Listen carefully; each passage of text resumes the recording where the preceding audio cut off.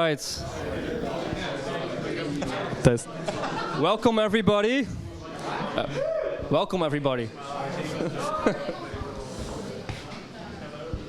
It's great to see you all, especially the front row is very enthusiastic. Nice to have you all back at DPDK for the next meetup. It's a special meetup this time because it's in collaboration with Codepen. I think Ben, who made all of this possible, will talk about that before he starts his own talk, right? Yes, you will. I didn't wear a real presentation jacket. I got, yeah, exactly. Anouk wanted to give me a jacket because I'm the default host for every event here, and I should have a Leontina besides me, but she's not here. That's horrible. DPDK, for the guys who don't know us, we are a digital agency and we do everything. And with everything, I mean really everything. We are very, except web shops, thank you. Thanks for that. I love to host this meetup again because it's the 5th time, I guess. We started with PHP, which was very the opposite side, completely backend and all different guys than we see today. So it's funny to see different crowds every time. Design meetup, interactive installation meetup, and now Codepen meetup. So it's pretty cool. Today we have 3 talks. We have a talk from Louis. We will start in a minute. We have our own Ben, and we have Tim. So welcome all of you. Hope there's not too much pressure around. Maybe a little bit. Louis, you. On Codepen, I saw you said you are a unicorn rider and a princess savior in your free time. That's pretty interesting. Maybe you can explain that to us. We will start. We will have 3 talks. In between the talks, there's room to get to the toilet to get a drink. And I will make sure that the talks won't get too long, so we can actually have more drinks after all the talks. So I think it's time to start. So give a nice random applause for the first speaker, Louis.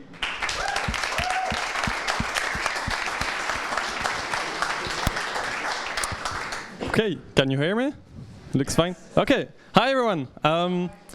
Thank you all for being here, and thanks a lot to DPDK for inviting us, and thanks to Ben for inviting me. It's a first for me, and I'm really glad to be here. I won't talk about how to save princesses tonight, neither how to ride unicorns, because it requires a lot of knowledge, and 20 minutes it's not enough, so maybe later. So a bit of me, who I am, no spoilers.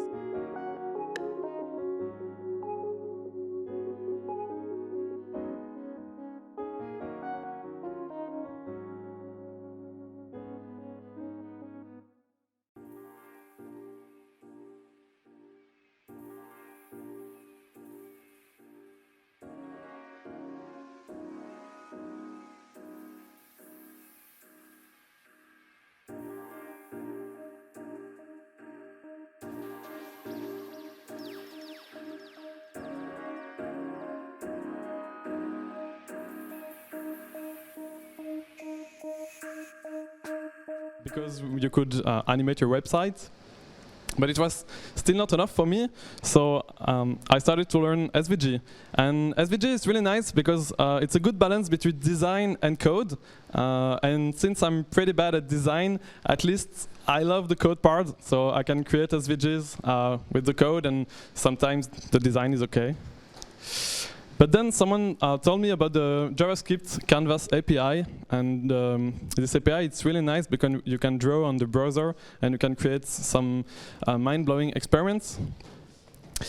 But today is nice, but WebGL came, and WebGL became really popular, so I really wanted to learn WebGL, but it's not that simple, and since I don't have any knowledge in 3D, I couldn't really learn WebGL, but thanks to Mr. Dub created a library called 3GS. And 3GS, it's a bit like the jQuery of WebGL. What it means is that you can start a project in WebGL without knowing WebGL. You just create functions and, oh, wow, it's 3D, it's nice. So, well, I do WebGL, but it's a lie. And a few weeks ago, I published a pen on Codepen. I named Nucleus, and I'll show you a video. So this is a screencast. I don't want to open the link because I'm afraid I can't go back to my slides because I don't work on a QWERTY keyboard, neither on a Mac. So just check the video. So what is it? It's a 3D world with a lot of spheres and a lot of things in it. And what you can do if you click on a sphere, on a blue sphere, then you can move the camera. And the camera got plugged on that spheres, and then it starts to move around the center of the scene, and there are lots of particles and stuffs moving. So tonight I will speak about this pen, but I will focus on one part of it. And so I will only focus on the blue spheres because it's the main part of the pen. So what we will see is we will first see how to move the spheres, because as you may have noticed, it's that the spheres are following some hidden path. So like for those, there is a path here, and well, there are paths everywhere. So we will first see how to create this path, and then we will see how to plug the spheres and how to add some colors on it. So the first step is to create a single path. So in 3GS, you can create curves, and it's quite easy because what you need to do is to generate a set of points. So you generate coordinates, the X and Y axis. And then when you get all your points, you ask 3GS, hey man, please draw a curve.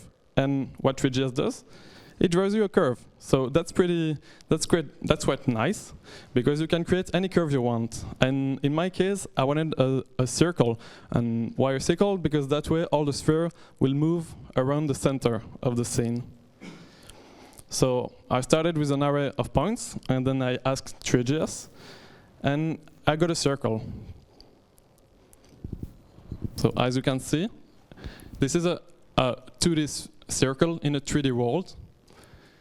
And I made some demo for all the steps, and there is always a panel where you can play with some options on the demo.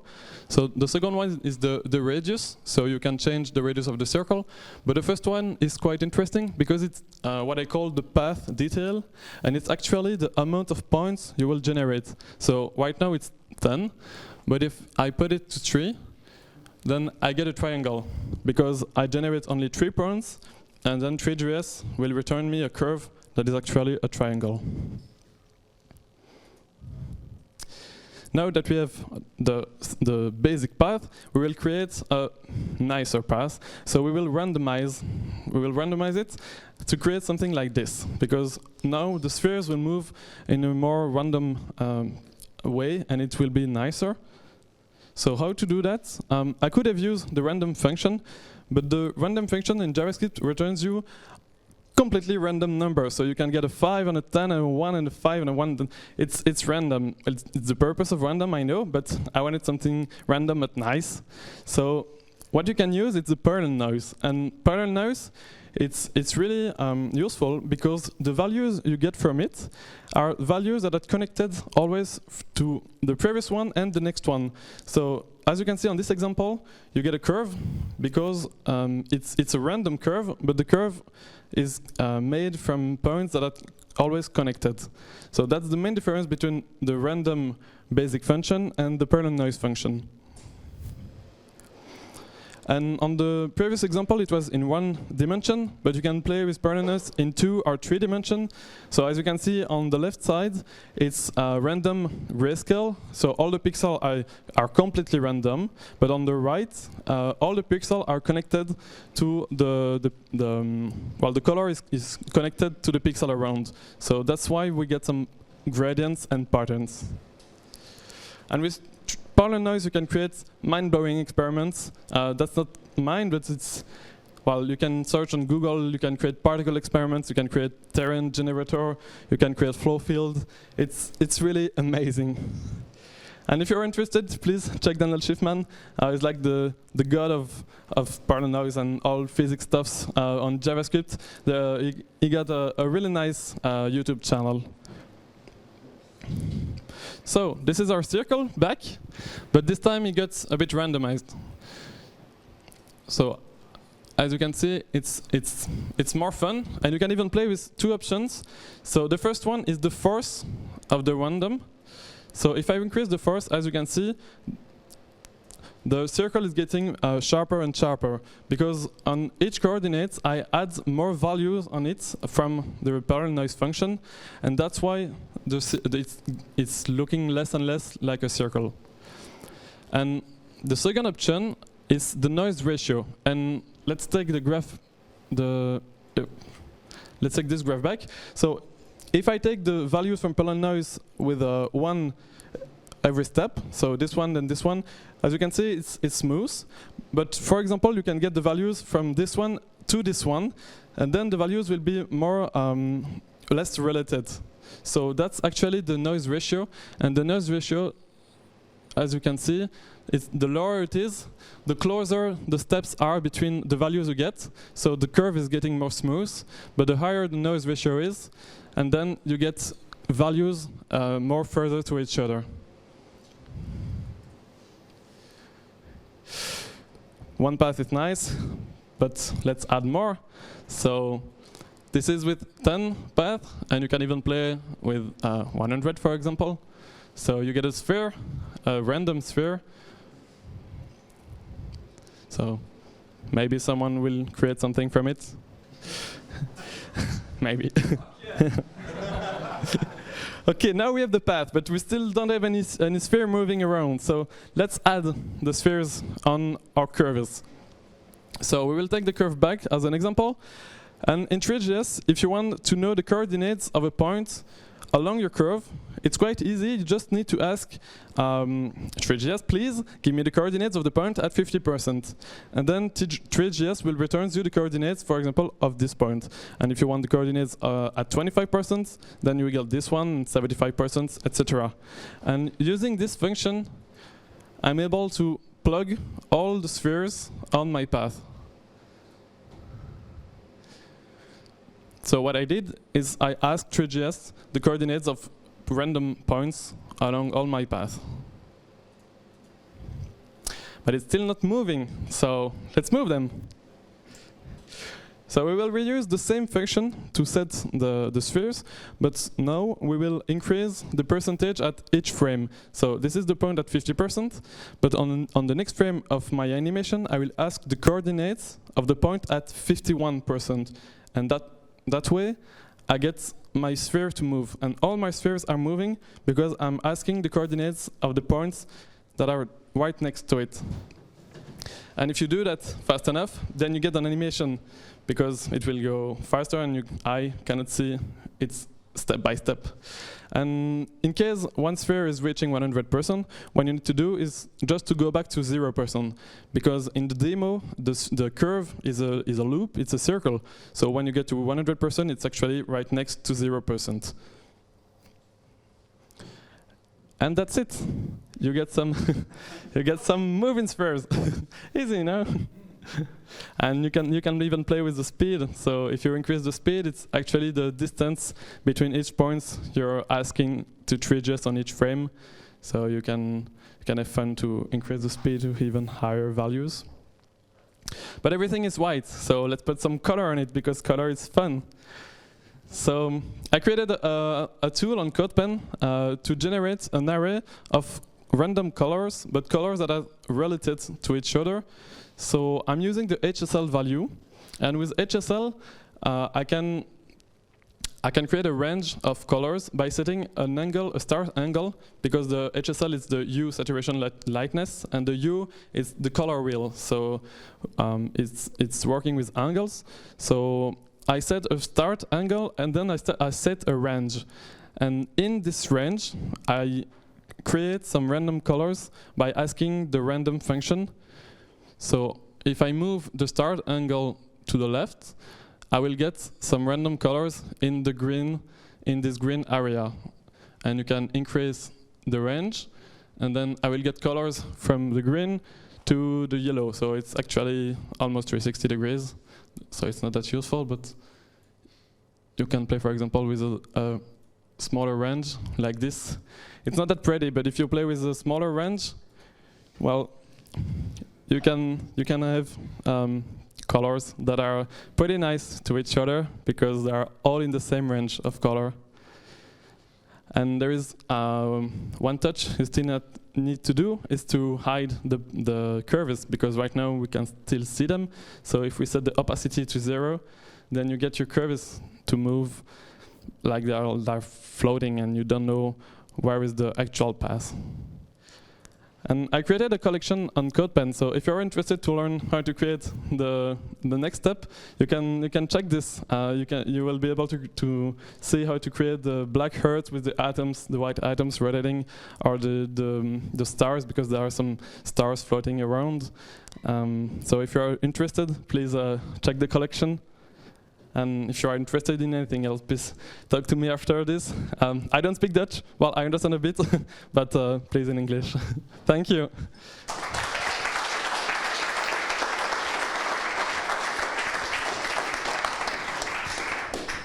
Wait. Come on. It's not that easy. I mean, there's a lot of time left for questions. thank you for your talk. It's pretty cool. Are there questions about this pen? Probably you saw something, you want to see some code or anything. Ben. Are you using any library for animations, or are you using any library for animations, or? For the transition of the camera, yes, it's. Yes, sorry. For the transition of the camera, yes, it's TwinMax, because that way I get nice ease in my animation. But for the animation of the sphere, it's simply I increase the percentage, so it's no animation for that. But for the rest, yeah, there is one library, it's Orbit Control, but it's a plugin for 3GS to be able to click, but it's only for the demo, not in the actual Codepen. I see another question. Yeah, I was wondering, you have like drawn all the curves and the lines with code. Is there like a possibility to load files into it, for example, from Illustrator or something like that? Well, you could, yes. What you can do is export your path in Illustrator in SVG. Then you get the coordinates of all your points in the actual path made from Illustrator. Then you create an array in JavaScript, and you load your array, and then you ask just, hey, please recreate the curve I had in Illustrator from those points. So, and you can even play with how curvy is your curve. So it can be really strength or smoother. So you can recreate the same effects in Illustrator as in Illustrator. Okay, thanks. You're welcome. Any more questions? Thanks. So right now you have the spheres in there. Usually, from a design standpoint, you want more complex objects in there. How easy feasible would that be? Because spheres is always kind of the starting point, spheres or squares. Let's say they're cars. How would you get that in there? Well, you could make floating cars, but I don't know if that would be beautiful. But well, you can, but it depends of the amount of vertices you have in your car. So the more complex is your car, the less car you can have on your scene. And also it depends of the machine, because sphere is quite easy. So on a phone it's working, but on 100 cars it's not gonna work. So you, for example, if I take this back, and I can always change the previous option. So if I increase the amount of curves, and I can increase the speed. So it's still okay for the animation, but probably this on my phone it's not gonna work well. So. Yeah. And now we're in IKEA. Cool. Thanks.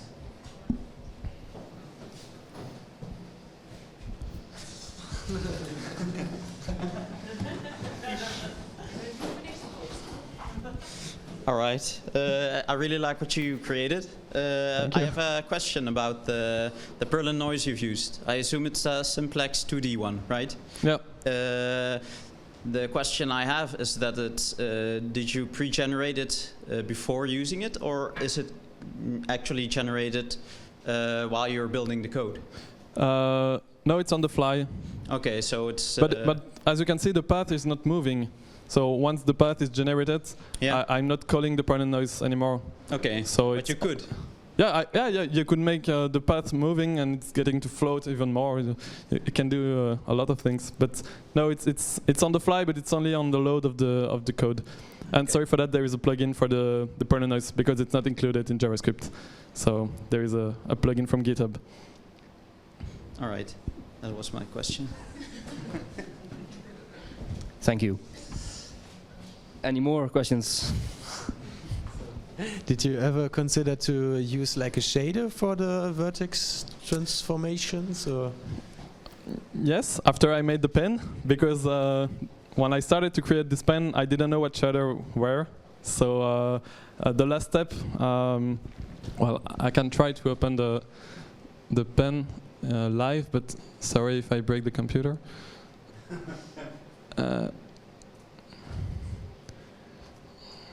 So this is the full pen, and as you can see, there are small stars floating around, and those stars are made with shaders, because I started to learn shaders after I made the center and all the moons. But then I was like, oh, I could add some stars because I know how to do that with shaders. And then, yeah, I plugged a few things, like there is some kind of post-processing effect, some kind of RGB shift. It's not really visible on the screen, but on your computer it's more visible. And that's the kind of stuff I saw online. I was like, oh, okay, I can do that, and I will add it in my pen because it's fun. And yeah, So these are multiple spheres combined, right? Which one?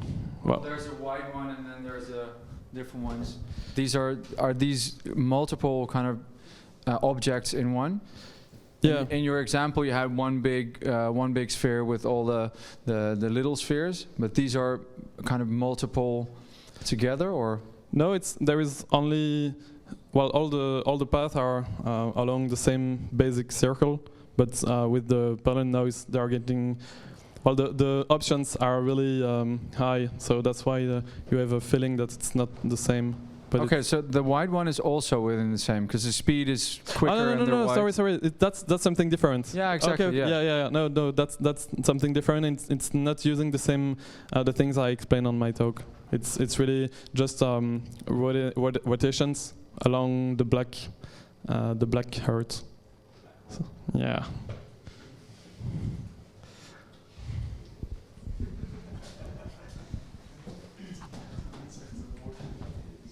All right, more questions? So everyone is able to make this himself. Nice. Great.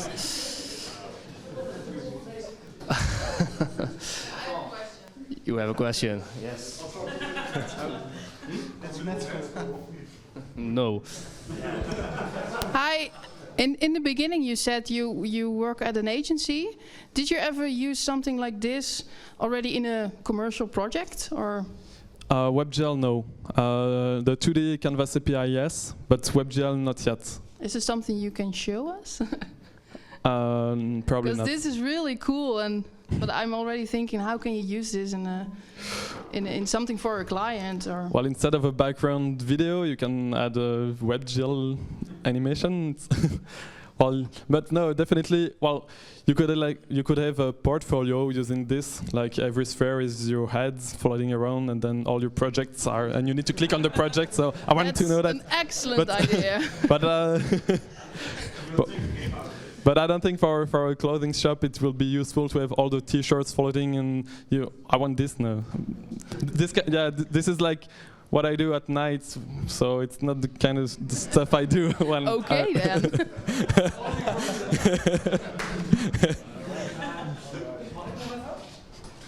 Natuurlijk. Another question. You were I think in the beginning of your talk you mentioned that that the camera jumps from sphere to sphere whenever you click it. Mm-hmm. Can you demonstrate that? Maybe again. Maybe I missed it. I'm not a coder. Sorry, guys. Am I even allowed to be here? So how does that work? Because I don't hear you coders ask.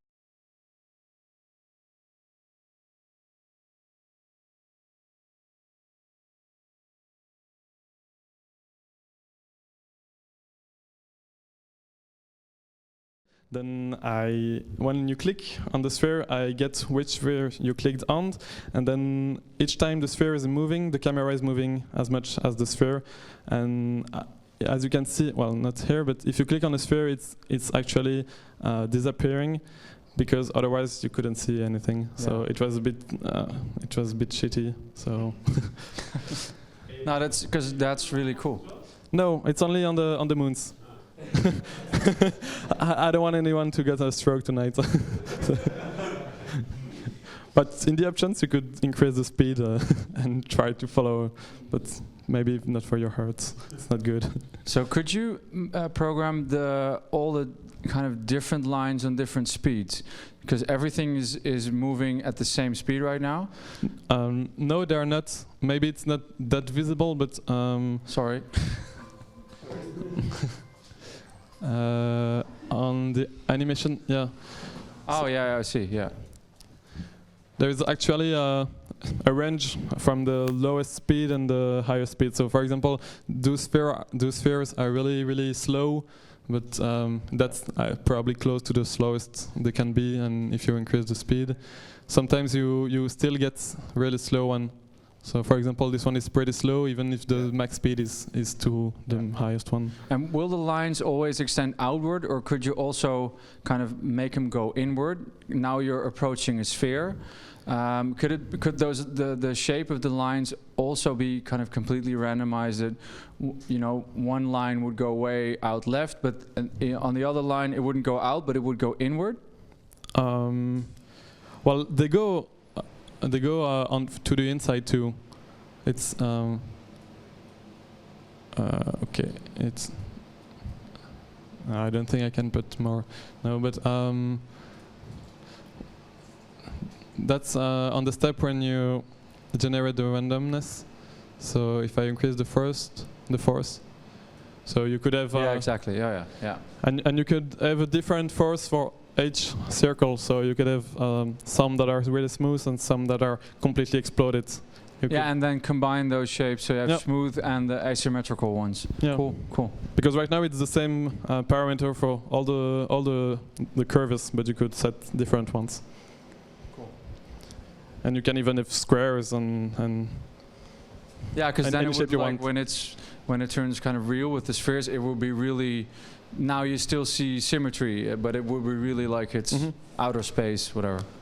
Well, nice. if you create a Mikey on Illustrator, then your curve can be a Mikey, and you can create the spheres moving along a heart or a house or whatever. Christmas. Cars moving along cars. I like that idea. I'm going to do a talk about that.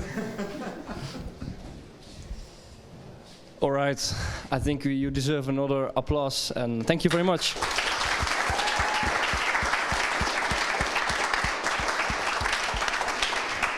We take a 10 minutes break, and then we continue to the next talk. So take your time, 10 minutes.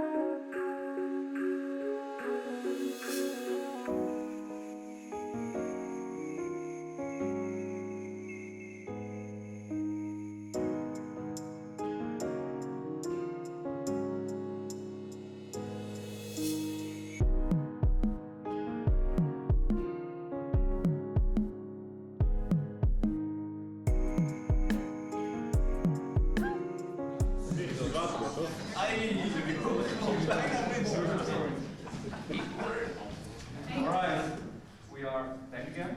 I'm gonna leave it short this time because give a random applause for the next speaker, Ben!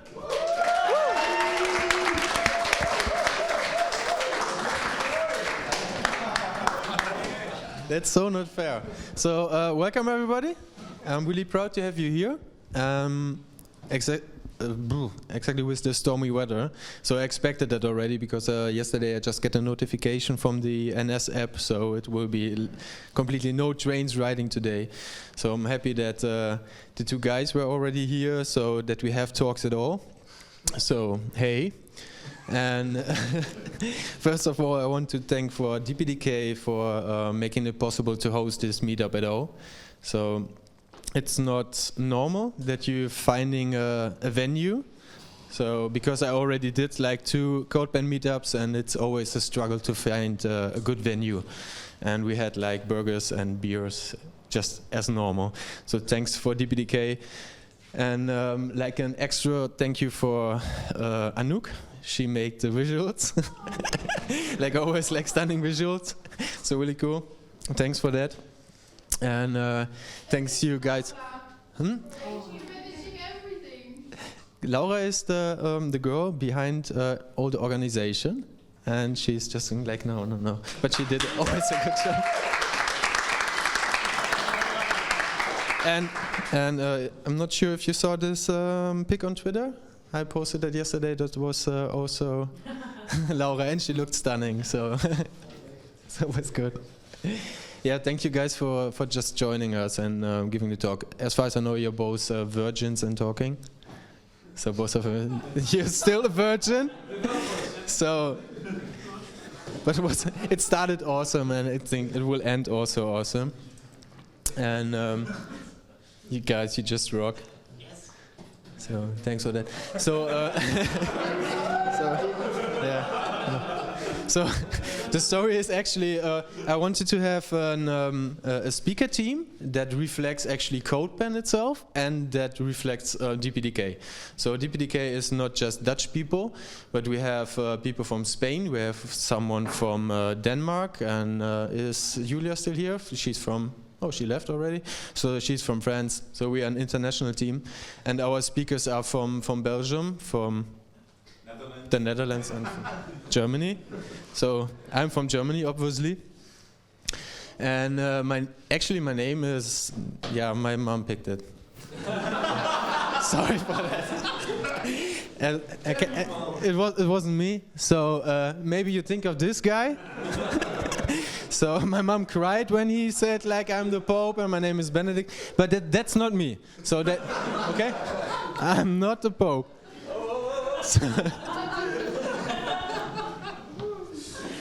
So no, that's not me. So I'm more this kind of. Honestly, I like techno. I like shuffling. So there was this GIF was with the sound, and I could just listen to that like for hours. So. It was an infinite loop, and so this is my colleagues here. That's my so Mo. So okay, so peeps joining me on Fridays night to just go out. So just call me Ben, or like especially on Codepen, my name is like Horneboom. There was some funny stuff like Chris Coy. He just had one version of or like one episode of Codepen Radio, and they talked about me, and it was like horny, boom. So it doesn't have to do anything with being horny. So, but I'm gonna tell the story about that. There was a famous artist in Germany, really famous, and if you don't know him, just look it up. His name is Max Ernst.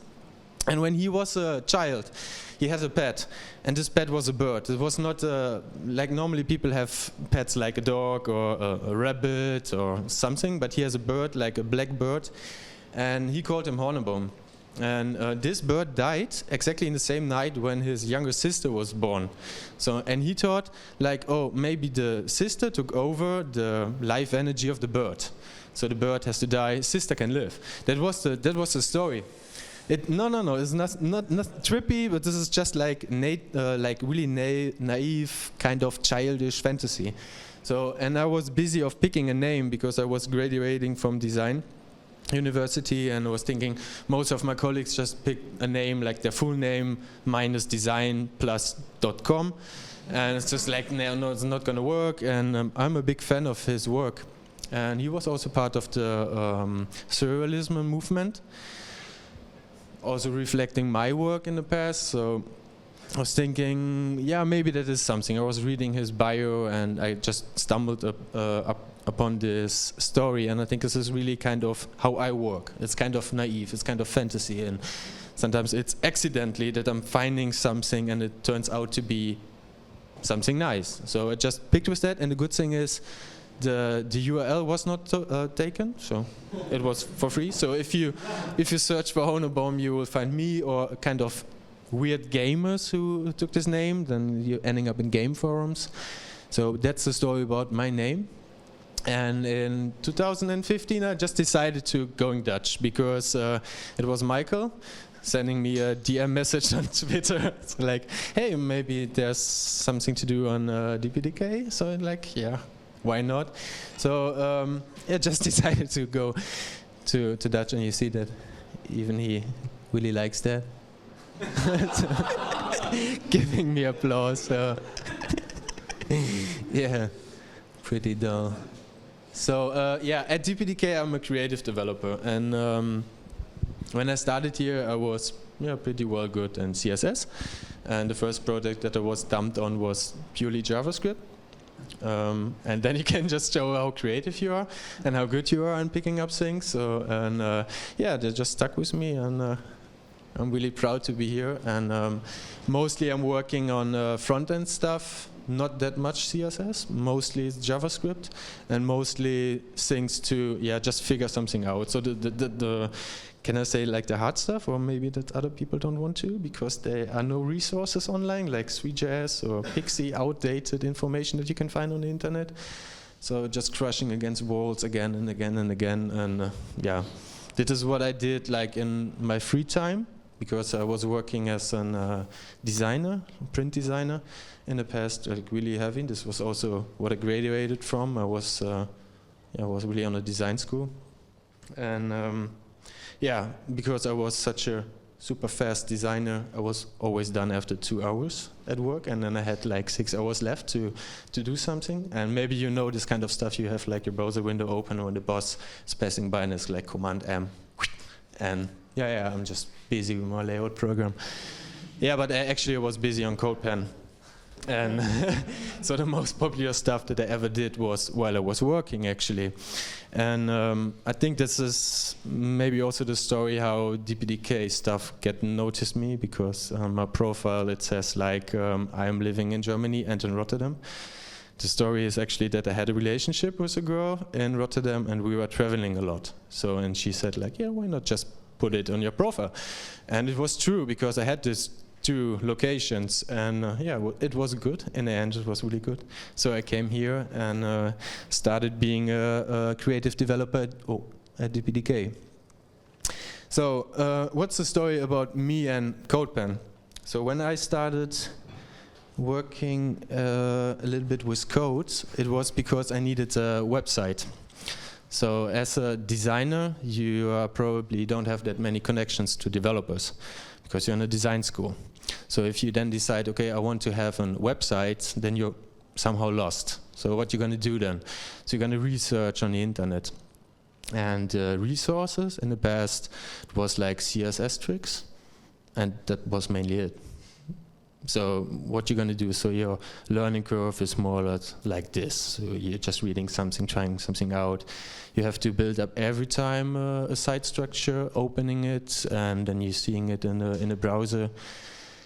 It wasn't really that efficient. And then after Codepen, I think they existed for 1 year, I just stumbled upon that. So like Codepen, okay, this is really nice. So you can just write a little bit of markup, maybe just an hello world, and then just style it. This is how I just came there, and it was like, holy shit, that's nice. It's working out of the box. You don't have to have like a gulp workflow that's setting up a server and all this stuff. It just works instantly for everyone, and that was a big plus. And for me, the learning curve was really from 5% like 90 degrees. Because you can check out what do other people do, how do they write their code, and is there something like kind of grammatic that you have to follow? Is there like styling stuff in the way that you're writing code, and you're getting into this? And the super perfect stuff about Codepen is like everyone is there. Chris Corrier, he's like really world famous. He's just sitting on Codepen, and he's also publishing stuff. So you can read the code as he is writing. And he just wrote it like 1 hour, then he's publishing it. So you're seeing the latest stuff. You can see that the latest stuff is also picked if there are trends, and so you can just see that. It's really, really helpful. So for everyone who wants to get into coding, I think Codepen is a nice way to go. And it was not about that. So for some reason, my stuff was picked a little bit more often than from others, so I just get a bit more popular, and from that also get in contact with other people, also then via Twitter, because Codepen itself doesn't have a chat included, but most of the people are just leaving their Twitter handle, so you can follow each other. And it was the beginning for me to get then really into contact with other developers, so meeting them afterwards on conferences, for example, or just chatting with them. And one guy, Michael Lee, we were just chatting on Twitter, and he was asking, so where are you from, where are you living? And I said, yeah, I'm living in Münster, that's like a small city. You probably don't know that. And he was like, yeah, I'm living in Charlotte in North Carolina, but yeah, my wife, she is actually from Münster, so I have a German wife, and this is how it all started. And you see out of the sun, okay, this world is actually quite large, but on Codepen, this world is getting fucking tiny. So everyone is connected. That was the beginning. So I made a lot of really important connections there that brought me further. Tim Petruski is also someone that I get to know there. He actually wanted to come today, but he's busy with working. And so then it's kind of the next step to make or to hold meetups. And the very, very first unofficial meetup that really ever existed, that was, as far as I know, in 2014. And Michael, the guy from Charlotte, so he visited Germany, and he just said to Chris, like, yeah, I'm just gonna make a meetup with this horny bone from Germany. So, and Chris was saying, yeah, wow, fine, this is nice. I'm just gonna send you like Codepen swag, and just like we have it here, huh? So everyone is allowed to take a sticker and notebooks afterwards.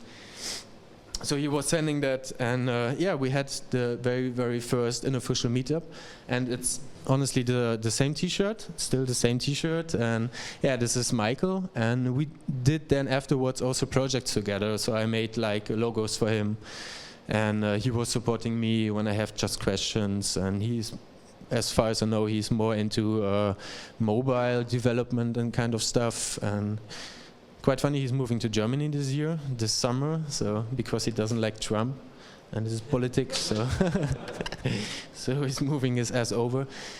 Yeah, and then there was another meetup. It was in Frankfurt. It was with Tim Petruski and Pixel Ass. I'm not sure if people know him. He's also quite popular, you know this guy. And yeah, we just said, okay, why not just make a really official Codepen meetup in Frankfurt? And it was a great success. There were people from France, from Great Britain, from Germany, and yeah, it was just people coming together. So I just picked like one photo of that. This is Sascha Siegel. He was talking about how you can connect like audio sources, like normal sound. So he picked up sounds from the audience and just used it for 3JS for visualizations. So, and we had like different people talking, like different mindset people also, people who were really shy, outgoing, but everyone came together. This was really like Codepen, and this is why I like it so much, because it's like low level. Everyone is talking to each other. It doesn't matter if there are also like gay people, I guess there are transgenders, like everywhere. Everyone is on Codepen. It's honestly, one girl or one woman who is quite popular right now is like Tiffany Rayside. She's doing a lot of Canvas stuff, and as far as I know, she's actually a teacher. So she doesn't have anything to do with coding. So she's not even working in this field. Same as Anna Tudor. So she's kind of mathematics, so she will never work in that kind of field, as far as I know, because she doesn't like that. But this is the power of Codepen, of just getting people together from everywhere. It's not like industry people. It's like everyone who is enjoying coding is just coming together. And we as a company, we are having a lot of profit from that, because it's kind of open source, and we are getting a lot of inspiration from that. So this is Codepen for DPDK, this is Codepen for me. It's a kind of really a love relationship that we have. Yeah, and as I said, I think that somehow, is it true that Codepen got me a job at DPDK? Michael, yeah? Is it like that? Yeah, because I just stated it out and... I mean, you did that. Yeah, I so you can use Codepen also as a profile, as a portfolio, to just showcase what you do. And maybe it will get you a job, but at least it will get you a lot of contacts, networkings, and it's quite, I would say it's really important. Every idea that you have, doesn't matter if it's completely dull or if you think it's stunning, it's the seventh world wonder, or doesn't matter. Just put it on Codepen. It will, yeah, someone will like it at all, and someone will learn from it. So now there's like really like a hard cut.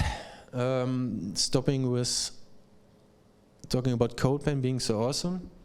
Encapsulation is like one pen that I did a while ago, and it ended up completely not picked at all. So, so this is mostly with the stuff. If you just putting like for this like 2-3 weeks or so that I spent it on it, because I was every time running into problems again. you're not gonna pick with that. So if you have a pen that you're working like 2 hours on, maybe they're just, whoa, super popular. And encapsulation it wasn't. But encapsulation is a really, really good example of how I work and how we at DPDK finding, in certain projects, finding a way to the end product, actually. It's mostly it's inspiration. So an encapsulation is therefore a good example because I was not planned for this project. It was a project for some company producing liquor. And our motion designer, Joris, who is on vacation right now, but he just made videos. And I was just sneaking a little bit, thinking like, oh, fuck, this is awesome again, this guy. And yeah, just seeing that, and I just went home because I need to build that. I just saw that and I needed to build it. And yeah, so this is like one shot from that, and the video that he made, this is just one video. So this is what I saw. I think it was fucking sexy. So, and I can probably build that. Not all, but probably something of that. So that was it. This is also a prototype, huh? That's not a final product. This is not what we're gonna deliver to clients. It's just something that, yeah, we're just gonna build. It's also made in a 3D program. It's nothing with code. And yeah, this is then my version in the end that came out of that. And as you probably see, it's far away from this sexiness that you just saw that from reflection. But I just picked it up. And funny enough, you see that Joris, this is actually his account. And this fucker, he didn't like it, so I liked it by myself. Sneaky, huh? So I got one more extra like from now 10 maybe or so. The challenge that I was running into and I want to talk about, and I think we're using the same particle system in the background maybe. So also a shader. So just imagine you want to make a bowl in 3JS, like a bowl. So what you're gonna do is you make a sphere, and you just make a half a sphere. So not mass p multiplied by 2, but just 1 mass p, and then you have a half a bowl. But in 3JS, a body is always, it never has a thickness. It don't even have 1 pixel of thickness. It doesn't have a thickness at all. It's just nothing. So you just have the feeling that there is something. So you can say, okay, I want to display the outside or the inside, or you can also display both. But in the video, the bowls, they had kind of a thickness, as you can see. They're really like maybe 5 pixels or so. And I wanted to reach that. So first I thought, okay, super easy. Maybe you don't even need this kind of thickness, but it just looked weird without that. So then I was thinking like, okay, you have like an outer sphere and you have an inner sphere, just multiply it a little bit that it's like smaller with a scale vector, and then just put a ring for the outsides, huh? To just cover it. But then the problem is, and it's quite interesting, if you really imagine you have a bowl, like a half a sphere, and the outside of the bowl, it stays the outside, right? It is always the outside. So, and the inside is the inside of a bowl. It makes sense, right? So if you have a bowl, outside, inside. So 3JS is kind of weird when it comes to lighting. So, and I just saw that if the light is hitting here, the light is the same inside. And I thought this is nearly impossible. So it looks like it's transparent, so the light is going too. I was thinking like, yeah, so yeah, what you gonna do about it? So I was playing around with, you have in 3JS the possibility to display sides. So you can say only the outside or only the inside. So I just thought maybe if only the inside one is just displaying the back sides. But it was the same. The light was just going through. So you had light from the inside. It was completely weird, but it was like that. And just like, yeah, I'm breaking really my head about it and just leaving it for a couple of days. And then I had the idea, if I'm taking two spheres like this, and the other one is also like this, the only thing that I need to do is pick each vertex on the one that should become the inside and multiply it with -1. Get it? So if this is 10, and if you multiply it with -1, it will be -10. So if you have a bowl like this, it will be from convex to concave. Make sense? But if it's the outside, it will still be the outside. So if you go around this, it will always be the outside. It's pretty simple, but it works. Because in real life, it's also, if you're taking like such a bowl here, it's always the outside, right? It's never the inside. It's always the outside. And that made the trick. It's really like that. And as you can see, it somehow works. So you need to pick like the right angle and the right lighting to just display it on it. And still this kind of lighting here is a bit, come on. So this lighting is not right. So I guess, but I picked the angle so that it still looks okay. Yeah, this is the story about this pen and why I think it's kind of cool. So because you have a thickness, and I'm just made the outside still being the outside by just multiplying it with -1. So that's the story about this pen. And was for me, again, something that is still in front of your eyes, and you just need to figure it out. I have that really every time when I'm working at projects. At first you think like, oh my god, it is so complicated. But if you just sit down and just let your brain relax a little bit, and then you figure out that it's mostly nearly in front of you. You just need to change some kind of minus to plus or so, and then you're done. And this is the Horneboom in everything. Actually, the creative part, and therefore it's quite a good example. Yeah, and I actually need to thank Joris for giving me this inspiration, just like a while ago. Yeah, that was encapsulation, and I still have a last. Do I? No, that was it. Oh, I forgot to make a thank you screen for that. This was, oh sorry, encapsulation. Yeah, that was my talk.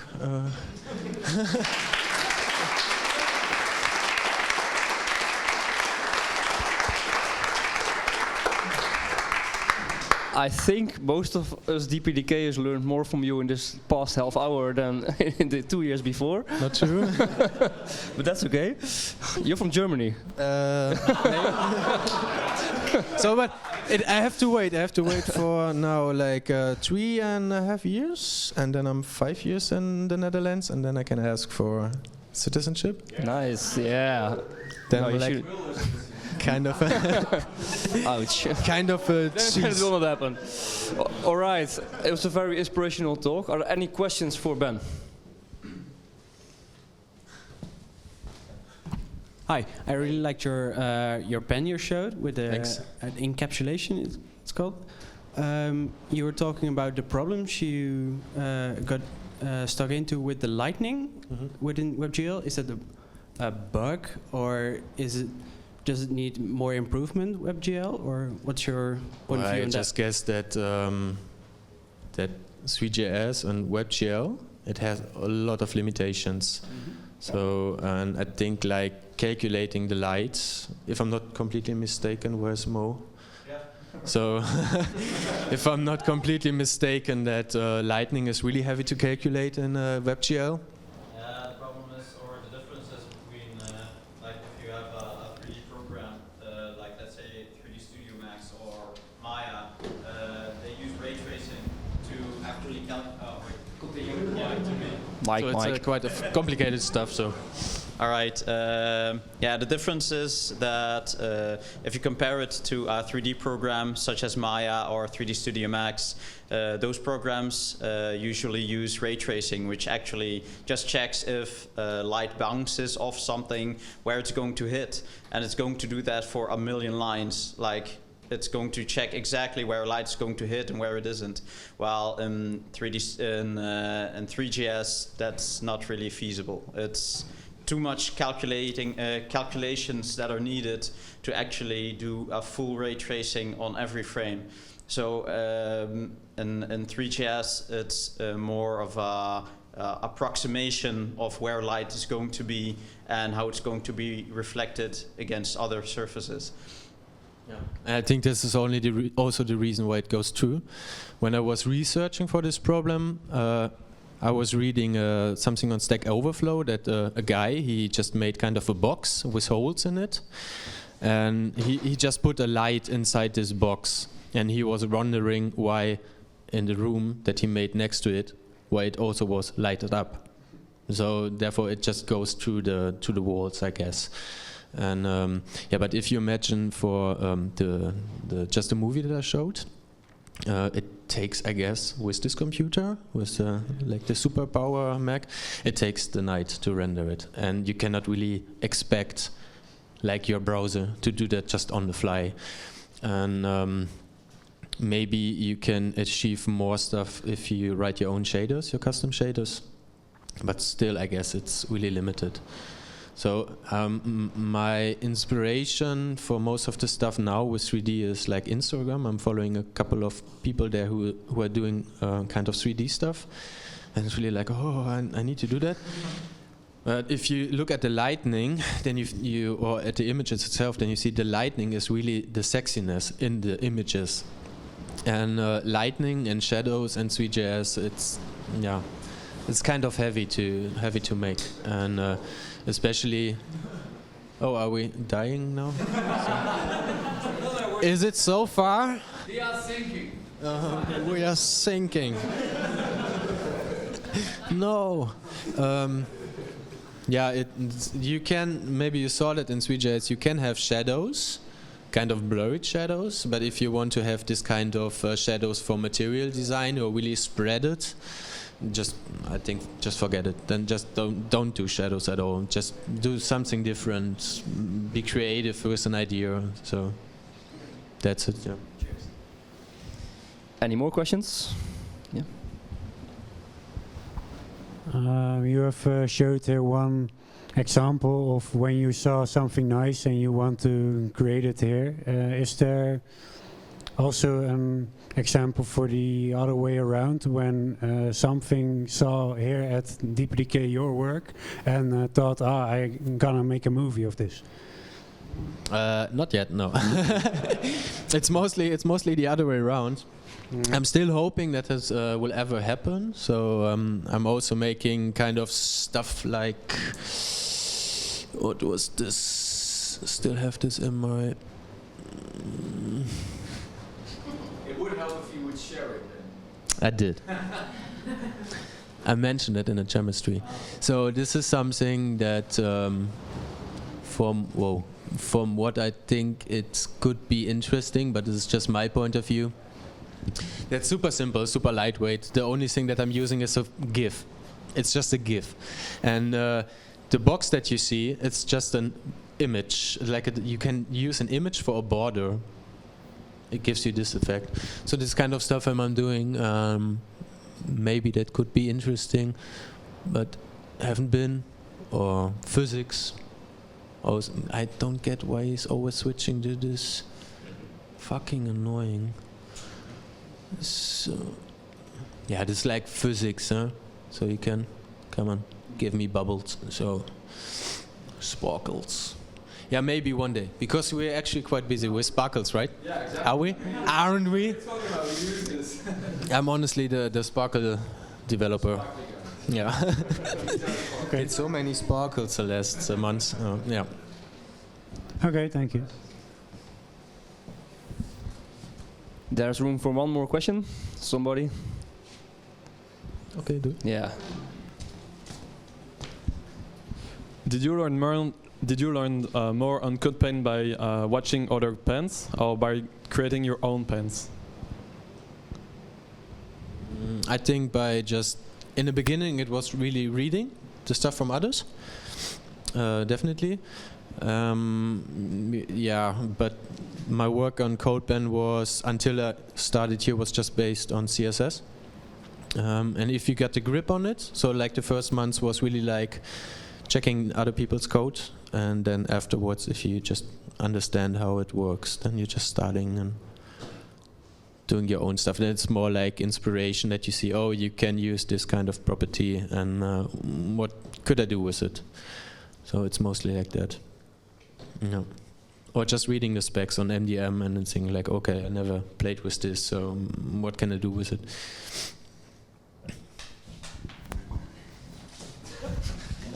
Mooi up, yeah. All right, give him an applause, Ben.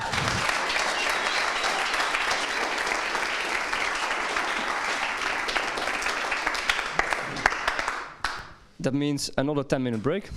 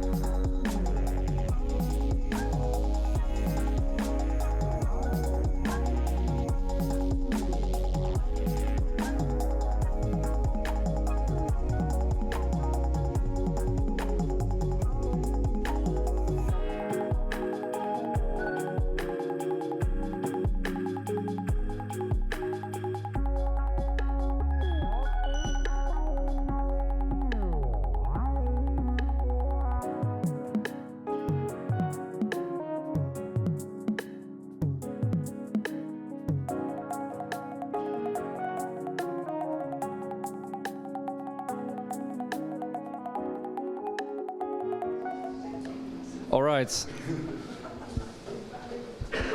We're going to start with the last presentation. And what I say is save last for best? No? Oh. Pretty good. All right. You put browsers under stress, right? I do. You do. You try to. Okay, give it up for Tim.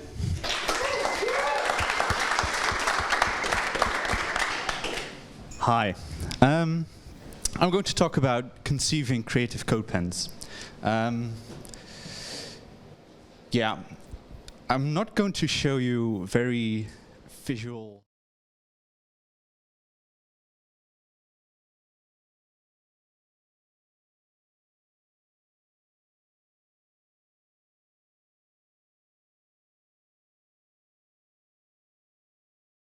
I'll start with an idea.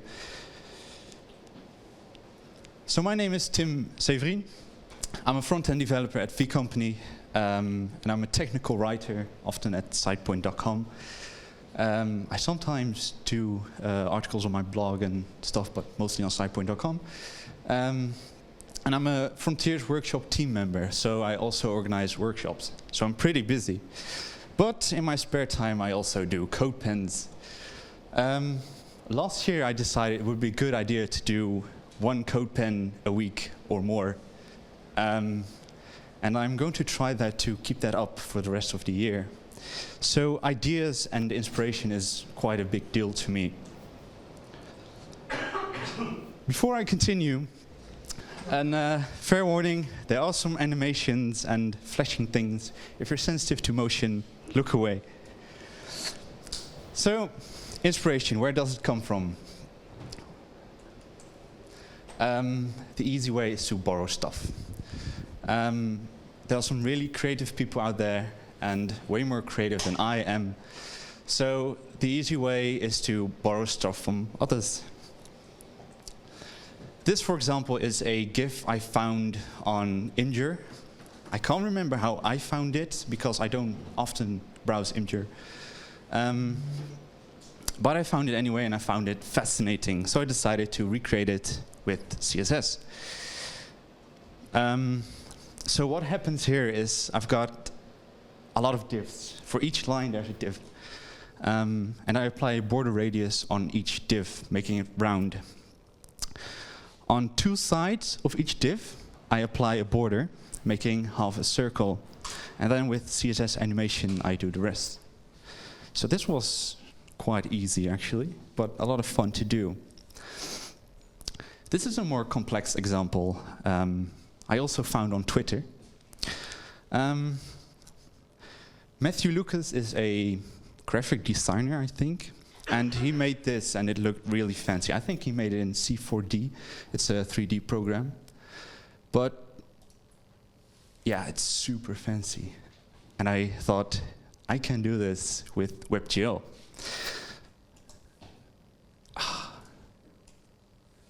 So I recreated it in WebGL. I'm going to explain this. You see a lot of very, well, there's a lot of layers combined making a cube.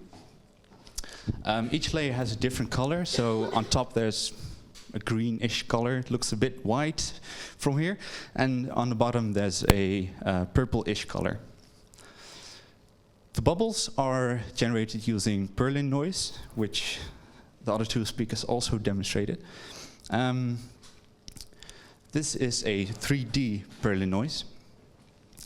And wherever the bubble is, I reduce the transparency, making it, well, showing the bubbles. So this was a lot of fun as well. But I also learned a lot from science. Does anyone know who this guy is? Nice. Right, for those who don't, this is Neil deGrasse Tyson. He's an astrophysics and cosmologist, which is basically a fancy name for everything that's happened in our universe. He's an awesome guy. But anyway, there are a lot of fields in science that interest me. Math, physics, which kind of overlap, but that's another story. Biology, computer science, of course.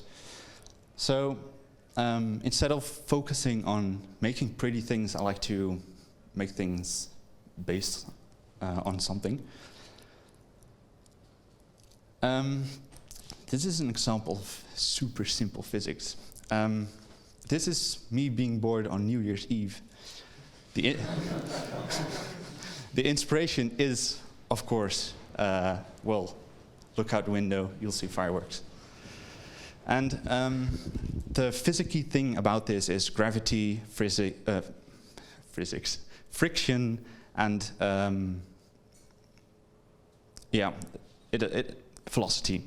So what happens here is I shoot objects in the sky. They have a velocity, so they move towards a direction, and it drops off small particles along the way. And the explosions are identical. But because this example isn't that fancy, I found someone else's fancy thing. Okay, it doesn't look fancy like this, but this is also a physics example, and this is called fluid dynamics. And that's super fancy. Fluid dynamics is the description of basically the math behind how fluids behave. So if I click and drag, you'll see it behaves like fluid. So every point is kind of a point in a fluid. If you don't touch it, it stays where it is. But if you touch it, it moves around, and it does so for a very long time. When you stir a cup of tea or coffee, you'll see that even if you stop doing that, it will keep on spinning for a very long time. And that's basically fluid dynamics. This is a fractal curve. This is called the Koch curve. I'm not sure how to pronounce it because it's German. It's called a Koch curve, and it's quite easy.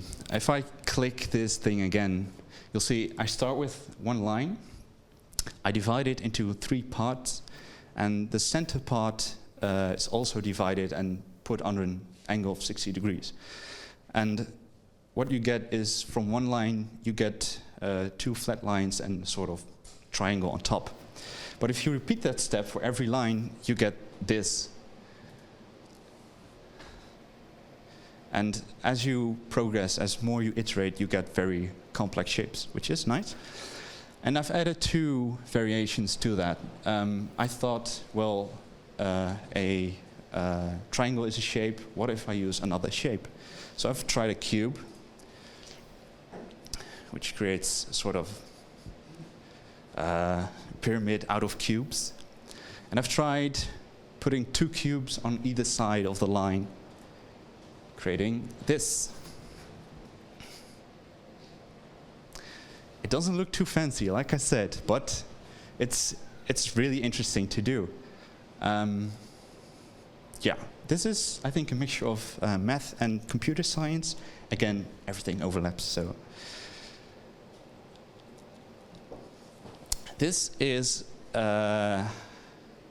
cellular automaton. It's a name for things that move independently. And this particular visualization is a implementation of Game of Life by, I can't remember his name. Conway. Who said that? Nice. So Game of Life or Conway. It looks very weird, but the entire canvas just has 3 or 4 rules applied, and it creates quite an awesome visualization. So what happens here is there's a grid of cells. Each cell is either dead or alive. If it's dead, it's white or transparent. If it's alive, it's black. And then you calculate the next frame. So for every cell, you calculate what's that cell going to be in the next frame. Is it alive or dead? And there are 3 rules to do that. And I have to think about this very well. If there are less than 2 or more than 3 neighbors alive, a pixel dies. If it has 2 2 or 3 alive parents and the pixel is alive, it stays alive. And if it's a dead pixel and you have exactly 3 neighbors that's alive, it will come alive in the next frame. Which is kind of weird because no one has 3 parents, but whatever. Because there are just 3 rules that are very strict, people have gone crazy with this. If you set an initial state, you can basically predict the outcome. So what you're seeing here is, they call it spaceships, this is spaceships that moves to the right, and it spawns guns. And guns are things that blast off other things. And you'll see the little dots that fly in a diagonal direction. Those are called, can't remember, doesn't matter, it's fucking awesome. And there's a lot of this. Scientists have gone crazy with this. Mathematicians have gone crazy with this. I know supercomputers are calculating different types of initial states that produces certain results. It's a lot of fun. Anyway, let's carry on. This is something I also found on Twitter. This is a video of Harvard research, and what they researched is how fast can't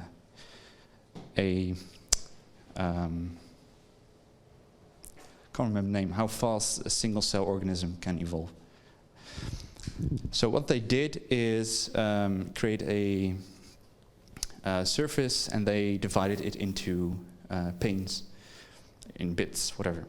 And each bit has more antibiotics. So the first pane has 0 antibiotics. The second pane has 1 times the amount of antibiotics we would normally take to kill whatever.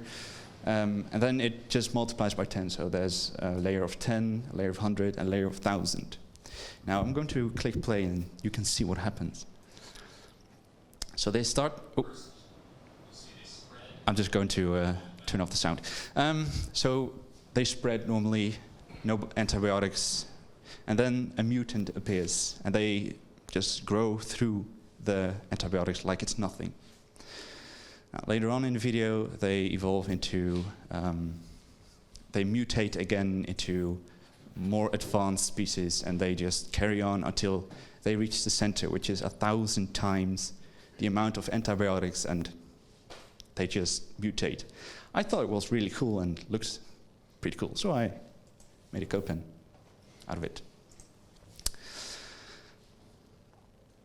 Yes. I start with 4 cells that multiply normally, and there's a small chance of mutation for each cell that comes alive. The gene diversity is marked in different colors. So you'll see that's a bit of blue and green in the first pane. It gets a bit of yellow, oranges, then it goes to red. And for each pane, I've made the criteria harder. So the greens and the blues over here could never survive in the last part. Yeah. Wasn't that hard, actually. And if you're out of ideas, you can always doodle. Don't give it a thought, just start coding things. I usually start with a technology I want to use, and I start with a sort of template, and then I just try things until I found something that looks good. So I made this. This is kind of physics, I think. What happens here is I spawn a few lines that move horizontally, nothing special. However, each line tries to stay far from the other lines, tries to stay far from the edges, tries to stay far from the dots. And they just move to the right and try to avoid everything. And yeah, they do so in a pretty fancy fashion, if you ask me. So the dots are generated will placed randomly, so you get a different result every time. So the physicky thing about this is every line applies. No, it's the opposite way. Every object applies forces to every line. Science. This is another example, and I'll just change a setting to better explain what's happening here. This is also slightly physics. I just drew a path, and it's a path of equal segments. Every segment has a specified length, and that length stays that length.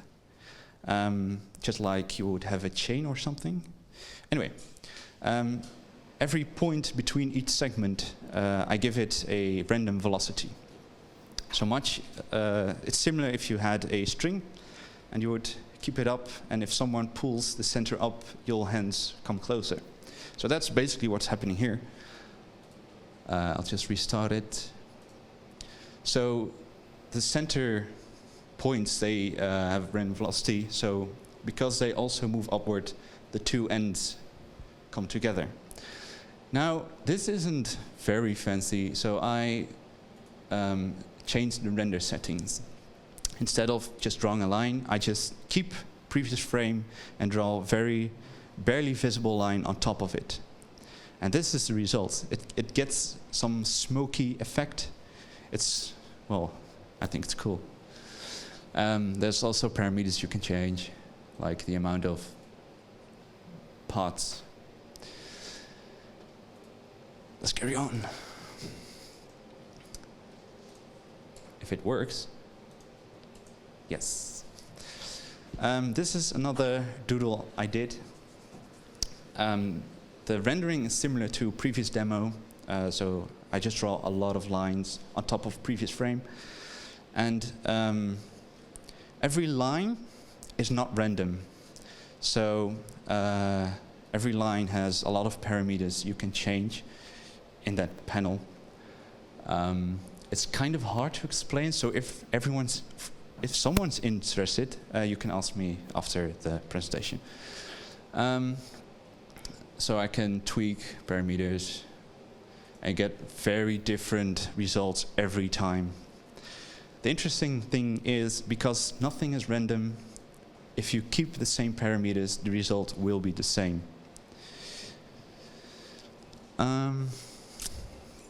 So much for doodles. Find what inspires you. To me, that's some physics, some doodles, some whatever. I find a lot of things on Wikipedia, on Twitter, on basically anywhere. I just run into things. Sometimes I see something in nature, like a photograph, and I try to recreate it. But inspiration is very personal. So try to look around you, find something that inspires you, and play around on Codepen.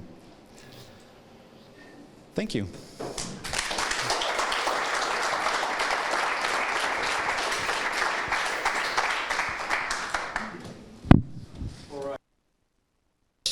Ben, you have definitely a question about code, right? Yeah, so can we go back to the cube thingy blob eats blob? Yeah, please. One is the cube thingy.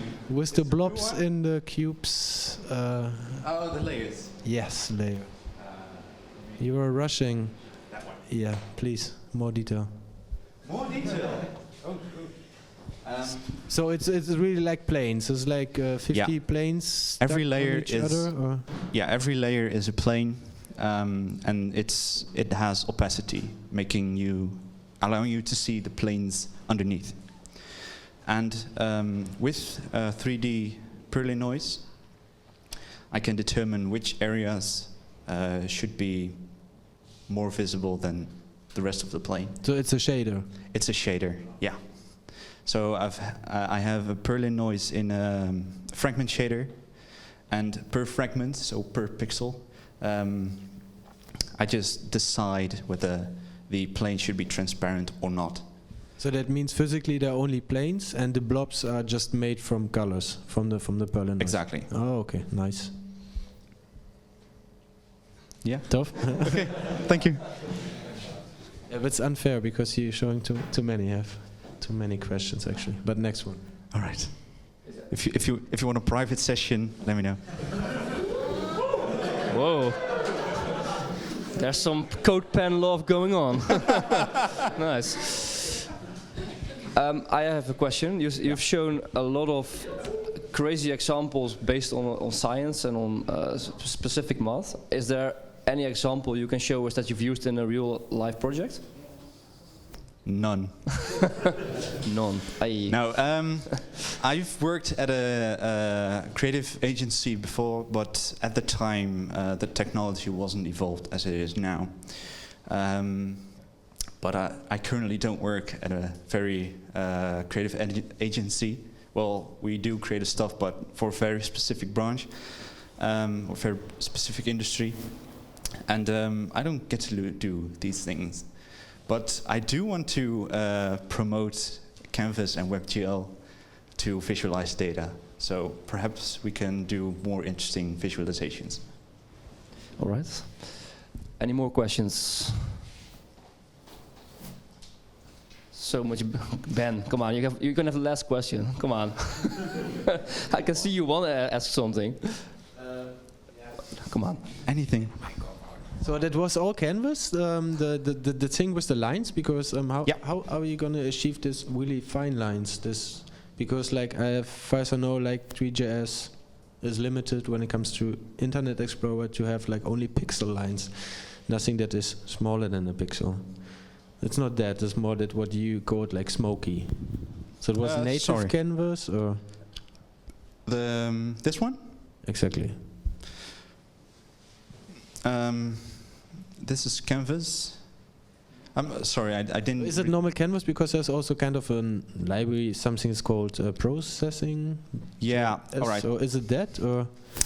Processing is a library that is built on top of WebGL. So it happens, I think. Anyway, that's processing.js. There's also processing, which is, I'm not sure. Processing is an own thing, and JS is just for the web. Exactly. Yeah. Exactly. Oh, it's kind of messy now. No, this is all plain Canvas. So the real magic thing here is I have. Well, you can set the transparency of what you draw, and that's basically it. And by repainting every frame, I'll restart it and hopefully get something better.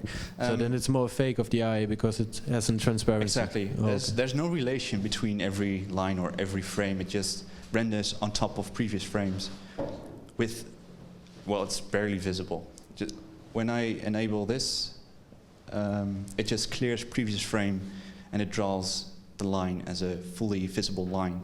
And that's the only difference. And the magic behind the lines is actually what Louis also presented with the Berlin noise. No. Drawing lines between points, or no. This is all physics. So every segment, so every small line. God damn it. It's just a simple line, but every point between a line gets a random velocity. And from that, it's just physics. So the distance between every point stays the same at all times. So if I have that string again, if I pull one end, the other will follow. And that's what happens here. Except every point in that line has random velocity. So they all pull and stretch each other. Okay, thanks. So no noise here. No noise. The rest is for your private session. All right, give another applause for Tim.